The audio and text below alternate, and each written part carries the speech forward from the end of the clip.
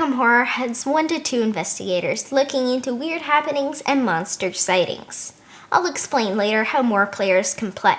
This review will be spoiler-free, although some starting information will be visible to help explain how the game works.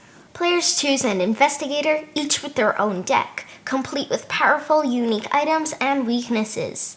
The small card goes at the starting location, the investigator card goes in front of you, and the deck gets shuffled. Draw 5 cards, then take 5 resources from the pool. If you started with your weakness, draw another card, then shuffle the weakness back into the deck.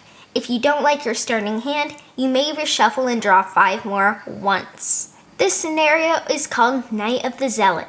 Read the introduction to the group and set things up.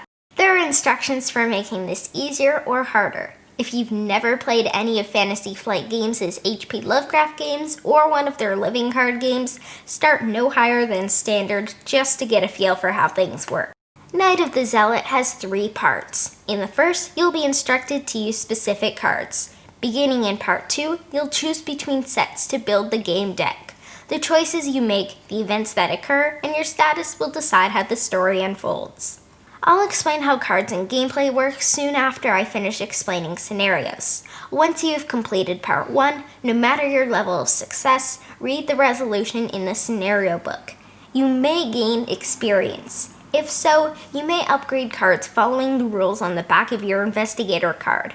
The game is played in rounds and phases. The Mythos phase is skipped in the first round. Here, you'll place a Doom token on the current agenda, check to see if the threshold was crossed, resolve if so. In turn order, draw and resolve encounter cards. They're all bad, and will either be a monster or some negative effect. Sometimes you'll be asked to pass a test. Follow the on-card instruction to resolve these. One player is the lead investigator. Certain in-game events will affect this player. Otherwise, turn order each round is decided by the players. Anyhow, you have 3 actions on your turn.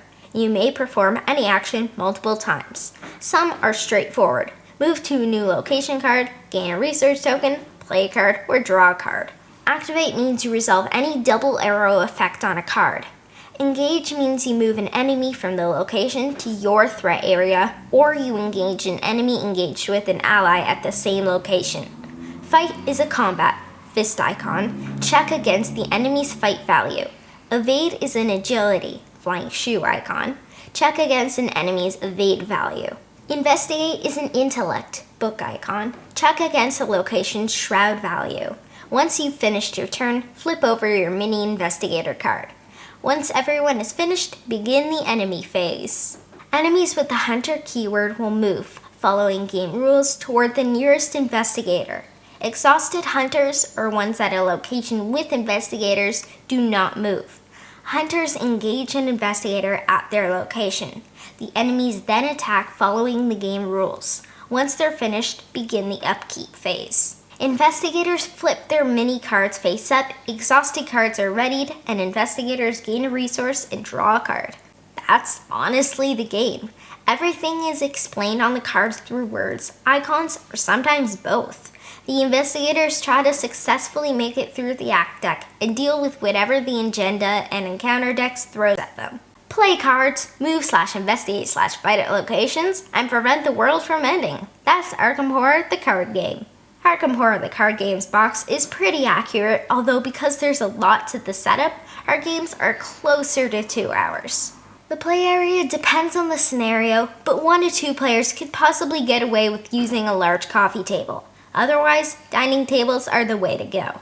Math is simple, but there are a handful of icons and tons of grade 5 or higher reading.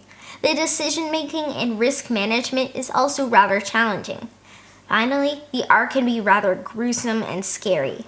Brave 10-year-olds with loads of game experience could try, but this might be better suited for 11 or even 12-year-olds.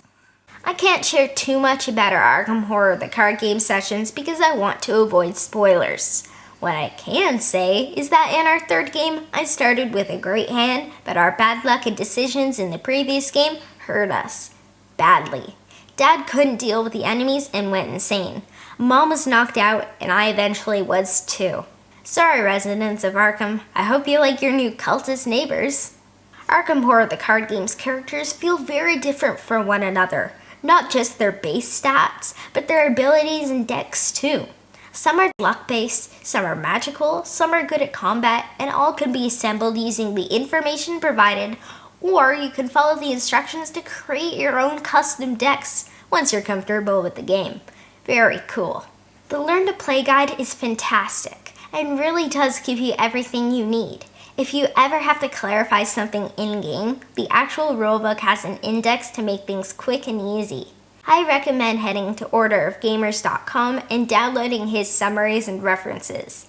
The campaign allows you to upgrade your deck between chapters if you earned enough experience.